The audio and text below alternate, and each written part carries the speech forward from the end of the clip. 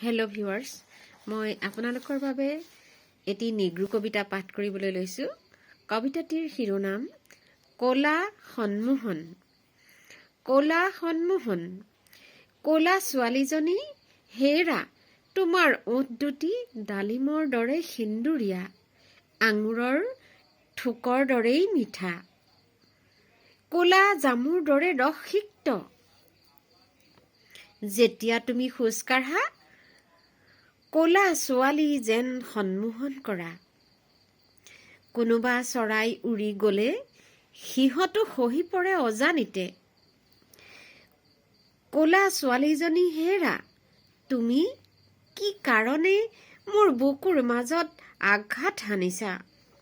চৰাইবোৰ উৰি যোৱাত যেন চন্দ্ৰ পতনৰ চাঞ্চল্য, যেন চন্দ্ৰ পতনৰ চাঞ্চল্য।